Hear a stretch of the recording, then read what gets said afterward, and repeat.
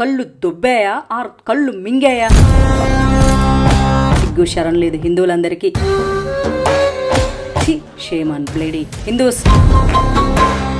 అయినా వీళ్ళకి హిందువుల మీదే పడి ఉంటుంది. ముస్లింల జోలికి వెళ్ళండి మరిచి వంగ పెడతారనమాట. మనము చిన్న ఇల్లు కట్టుకుంటుంటేనే అబ్బో మన ఇంటి మీద పడిపోతారే, మరి ఇంత పెద్ద చర్చిలు కనిపిస్తుంటే దేవుడి వైద్యం పేరిట బాలికను తీవ్ర ఇబ్బందులకు గురి చేశారు. ఓ బాలిక కిడ్నీ ఫెయిల్యూర్ అయ్యి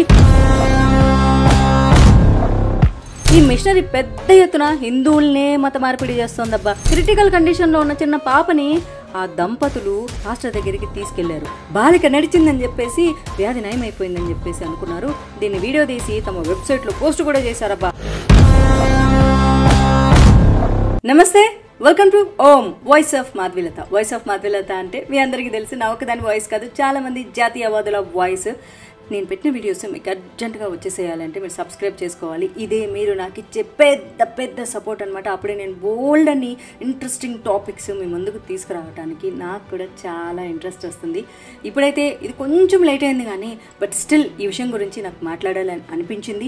మీ అందరికీ తెలుసు నేను ఒక వారం నుంచి వీడియోలు చేయట్లేదు. నా మానసిక ఒత్తిడి, నేను ఎదుర్కొంటున్న సమస్య మీకు తెలుసు కాబట్టి కొంచెం లేట్ అయింది. బట్ స్టిల్ నా పాయింట్ ఆఫ్ వ్యూ కూడా మీకు డీటెయిల్స్ అందించడానికి నేను ట్రై చేస్తాను. ఇంకెందుకు ఆలస్యం, let's get into our topic.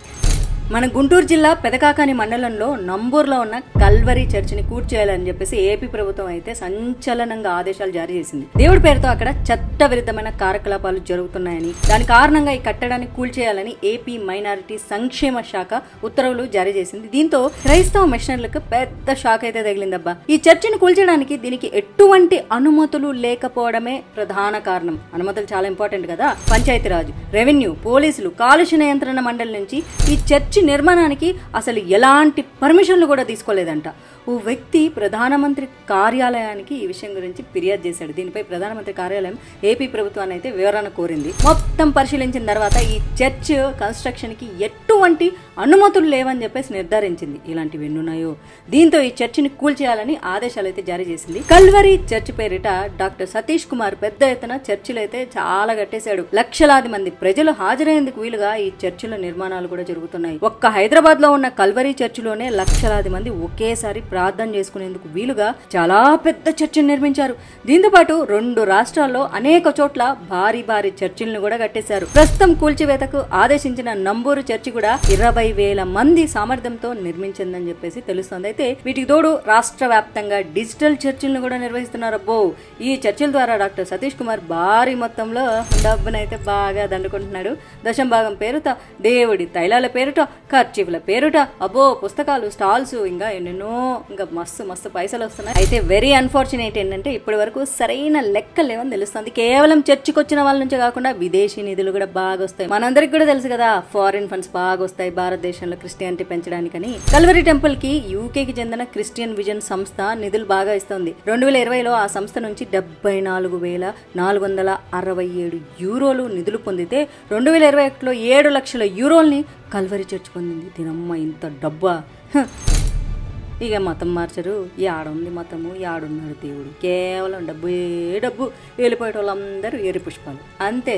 ఏది జరగదు, మీ రోగాలు తగ్గవు, మీకు డబ్బులు రావు, మీకు ఏది బాగుపడదు. ఇకపోతే డాక్టర్ సతీష్ కుమార్ ఆధ్వర్యంలో నడిచే కల్వరీ చర్చిలో ఇప్పటి వరకు దాదాపు 4 లక్షల పైచిలకు విశ్వాసులు ఉన్నారంట, మతం మారినోళ్ళు. ఈ మిషనరీ పెద్ద ఎత్తున హిందువులనే మత మార్పిడి చేస్తోందబ్బా. ప్రతి నెల 3,000 మందిని మత మార్పిడి చేస్తున్నట్లు అంచనా. అదే వాళ్ళ టార్గెట్. అంటే రోజుకి 100 మంది లెక్కన హిందువుల్ని ఈ సంస్థ మత మార్పిడి చేస్తోంది. దీంతో పాటు క్రైస్తవ ఆరాధకుల అమాయకత్వాన్ని క్యాష్ చేసుకుంటుంది. మీ దొంపల దగ్గర హిందువులందరూ ఇట్లా తగలడ్డారు. దశంభాగాల పేరిట భారీగా నిధులు ఆర్జిస్తోంది. ఈ సంస్థలు 100 కోట్ల నిధులు ఉన్నట్లు సమాచారం. దీనికి తోడు దేవుడి మహిమల పేరిట వ్యాధులను నయం చేస్తామని, దేవుడి తైలాలు వ్యాధులు దరిచేరమని కూడా చెప్తుంది. ఇది drug and magic remedies act కి విరుద్ధం. అయితే ఎటువంటి ధృవీకరణ లేకుండా ఇటువంటి చర్యలకు పాల్పడడం అయితే నేరం. అయినా సరే ఈ చర్చిలో యథేచ్ఛగా సాగిపోతుంది. మరి అంతే, గవర్నమెంట్ పట్టించుకోకపోతే. కల్వరీ టెంపుల్ కి విదేశాల ప్రతినిధులు కూడా హాజరవుతున్నారు. దీనికి విదేశీ మిషనరీల నుంచి ఎంత మద్దతు ఉందో అర్థం చేసుకోవచ్చు. 2018 నాటి America vice president Mike Pence Hyderabad లోని కల్వరీ చర్చిని సందర్శించారు. దాని కార్యకలాపాలను కూడా ప్రశంసించేశారు. ఇక పాస్టర్ సతీష్ కుమార్ అయితే తరచూ దక్షిణ కొరియా, దక్షిణాఫ్రికా, అమెరికా లాంటి దేశాలు తిరిగేస్తూ ఉంటాడనమాట.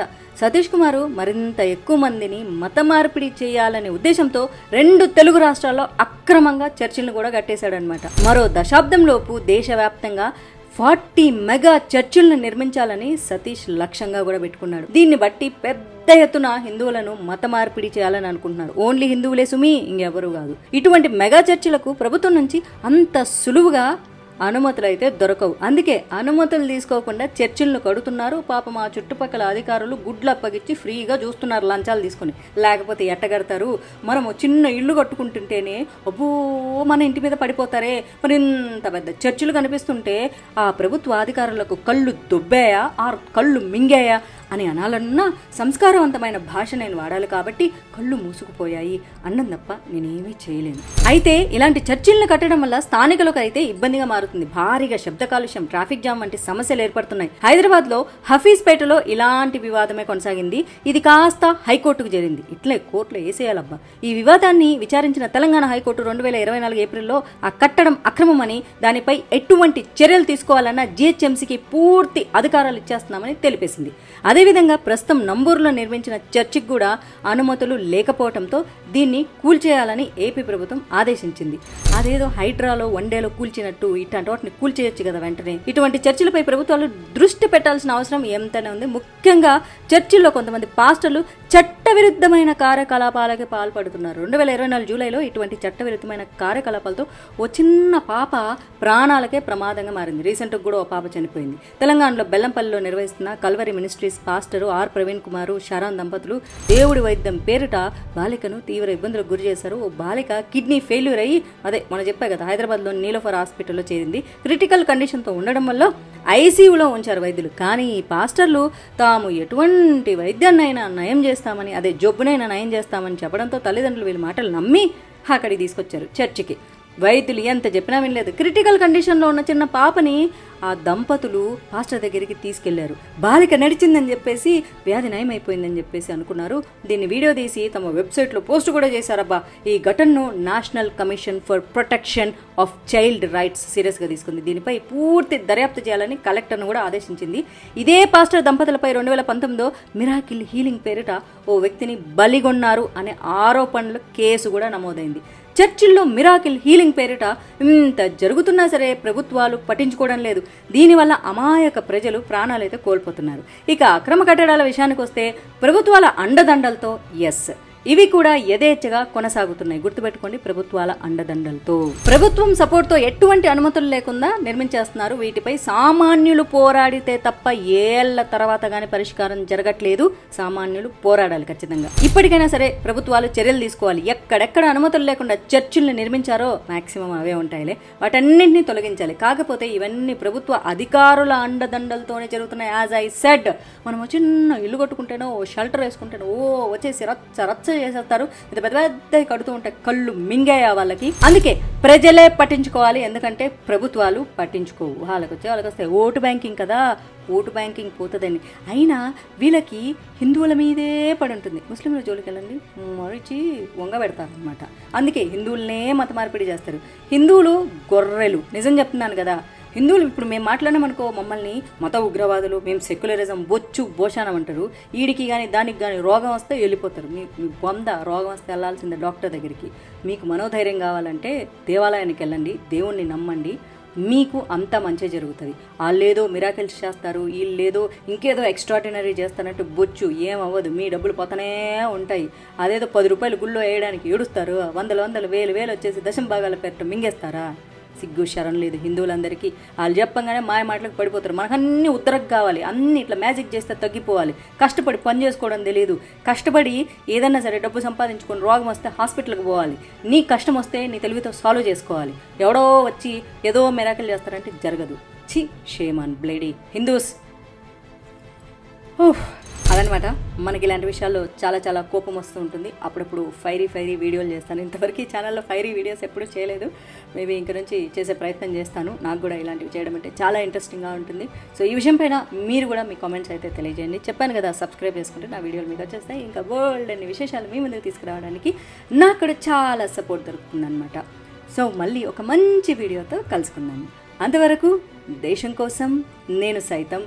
జై హింద్, జై భారత్.